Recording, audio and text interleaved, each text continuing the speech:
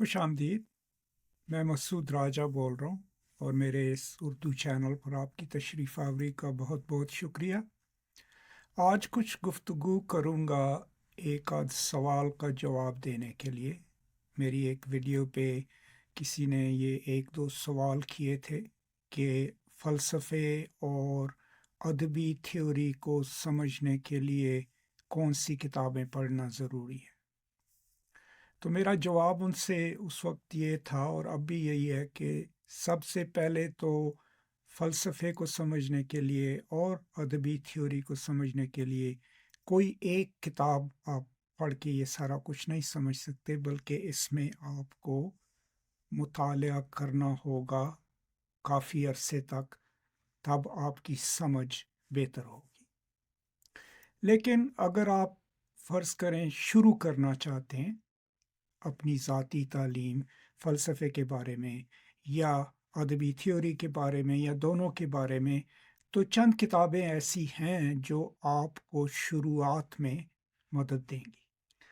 अब फ़लसफ़े के लिए मैंने उन साहब से उनको ये मशवरा दिया था कि विल ड्यूरांट की दो किताबें हैं, the pleasures of philosophy and history of philosophy, मेरे ख़्याल में दूसरी का नाम मुझे कोई ख़ास तरीके से याद नहीं है, but the pleasures of philosophy and history of philosophy, इनके लिंक मैं डिस्क्रिप्शन में डाल दूंगा कि वहाँ से अगर आप शुरू करें तो आपको कम से कम ये पता चल जाएगा कि किस फ़लसफ़ी ने क्या सोचा और उसके बाद वालों ने क्या सोचा। और द प्लेजर्स ऑफ फ़िलॉसफ़ी में आपको थोड़ी बहुत ये समझ आ जाएगी कि फ़लसफ़े का मकसद क्या रहा है तारीख़ी, और फ़लसफ़ियों ने किस तरीके से क्या-क्या सोच पेश की और क्यों। अब ज़ाहिर है ये किताबें अंग्रेज़ी में हैं तो आपको इन्हें अंग्रेज़ी में ही पढ़ना पड़ेगा, और उसके बाद फिर आपको ये करना पड़ेगा कि आप एक-एक फ़लसफ़ी को अलग से पढ़ें, ताकि आपको ये समझ आ जाए कि हेगल क्या कह रहा है, कांट क्या कह रहा है, समझ गए, नीत्शे के क्या ख़यालात हैं। अब इसके साथ-साथ आपको अपने फ़लसफ़े पर भी नज़र रखनी पड़ेगी, उसको भी पढ़ना पड़ेगा कि जो अरब और इस्लामी मुफ़क्किरीन और फ़लसफ़ा हैं, उनमें से उनकी सोच क्या है। फ़र्ज़ किया अल-खिंदी, अल-फ़ाराबी, ठीक है ना, ये बड़े नाम हैं। इब्न रुश्द जिसको एवेरोस बोलते हैं। उसके बाद जिन लोगों ने मज़हब पे भी काम किया हो, अल-ग़ज़ाली, इब्न खल्दून, ये वो लोग हैं जिनको आपको मग़रबी फ़लसफ़े के साथ-साथ पढ़ना चाहिए, ताकि आपकी समझ जो है वो सिर्फ़ मग़रबी ना हो या सिर्फ़ मशरक़ी ही ना हो, बल्कि उसमें दोनों इन धड़ों का, फ़लसफ़े के इन धड़ों की सोच और समझ शामिल हो। अब अदबी थ्योरी के लिए इसी तरह हर एक अदबी स्कूल जो है, न्यू क्रिटिसिज्म के अपने लोग हैं, स्ट्रक्चरलिज्म के अपने लोग हैं, मार्क्सिज्म के अपने लोग हैं, लेकिन अगर आपको एक किताब चाहिए जिसमें इन तमाम अफ़कार को बेहतर तरीके से ज़ेर बहस लाया गया है, तो वो है टेरी ईगल्टन की इंट्रोडक्शन टू लिटरेरी थ्योरी और लिटरेरी थ्योरी एन इंट्रोडक्शन।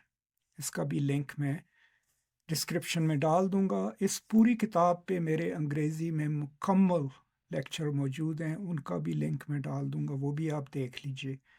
लेकिन ये फ़र्ज़ किया बुनियादी किताब के तौर पे अगर आप इसको पढ़ें शुरू से लेके आखिर तक समझने की कोशिश करें, तो इसमें क्या चीज़ आपको बेहतर समझ आ जाएगी। ये नहीं कि स्ट्रक्चरलिज्म क्या है और न्यू क्रिटिसिज्म क्या है, बल्कि किसी भी थ्योरी के स्कूल या सोचने के अंदाज की वजूहात क्या हैं, किसने इसको सोचा, कैसे इस्तेमाल किया गया, और फिर ईगल्टन आपको किसी भी थ्योरी के स्कूल के ऊपर तनकीद के बारे में भी बताता है कि ये न्यू क्रिटिसिज्म यूं शुरू हुआ, इसके ये क्लेम्स थे, लेकिन बाद में लोगों ने ये चीज़ चैलेंज की। तो जब आप इस किताब को गौर से पढ़ेंगे तो आपको सिर्फ ये समझ नहीं आएगी कि अदब और अदबी थ्योरी के कौन कौन से मकातिब हैं, बल्कि आपको इस चीज़ की भी समझ आ जाएगी कि उसमें से एक जो है उसको दूसरे ने कैसे तनकीद किया, उसको कैसे तब्दील किया और बेहतर किया। اور اس کے بعد پھر آگے آپ نے پڑھنا ہوگا. فرض کیا اگر آپ نیو کرٹیسزم پڑھنا چاہتے ہیں تو آپ کو کلینتھ بروکس کو پڑھنا پڑے گا اور وہ لوگ جنہوں نے 1930 کی دہائی میں ادب کے بارے میں لکھا. تو نیو کرٹیسزم کو سمجھنے کے لیے سب سے پہلے آپ کو جان کرو رینسم کی کتاب پڑھنا پڑے گی اور پھر ان کا ایسے کرٹیسزم انکارپوریٹڈ، جس کے بعد یہ بحث شروع ہوئی امریکہ میں خاص کر کے کہ تنقید کس طریقے سے کی جانی چاہیے. اسی طرح باقی جو اسکول ہیں اسٹرکچرلزم کے لیے آپ کو سوشور کو پڑھنا پڑے گا، سمجھ کے اس کی لنگوسٹکس کو پڑھنا پڑے گا.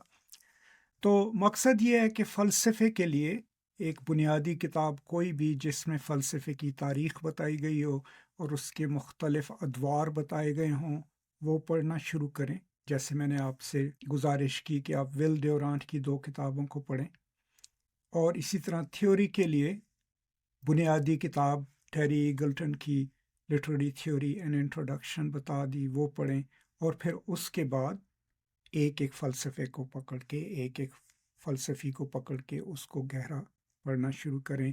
کلاسیکل فلسفی بھی، ارسطو، ٹھیک ہے نا، اور وہ لوگ مسلمان فلاسفرز اور پھر عہد حاضر کے فلاسفرز.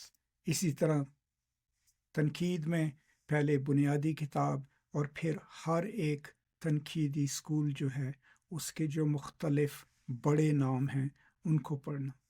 تو یہ کام جب آپ کریں گے تو تب کچھ عرصے کے بعد نہ صرف آپ کے پاس علم آتا رہے گا ان چیزوں کا، لیکن آپ کو یہ سمجھ بھی آتی رہے گی کہ یہ شخص جو یہ کہہ رہا ہے یہ کس فلسفے کے مطابق کہہ رہا ہے، اور یہ جو لکھاری لکھ رہی ہے تنقید میں یہ کس اسکول کی سوچوں کے مطابق لکھ رہی ہے. تو یہ صرف کہنا تھا، کوئی اتنا اچھا جواب نہیں ہے آپ کے سوال کا، لیکن ذہن میں یہ رکھیے گا کہ بنیادی چیزیں پڑھنے کے بعد آپ کو گہرائی میں دونوں فلسفہ اور تنقید کو آگے پھر اور غور سے اور محنت سے پڑھنا پڑے گا. یہی کہنا تھا. بہت شکریہ، پھر ملاقات ہوگی. خدا حافظ.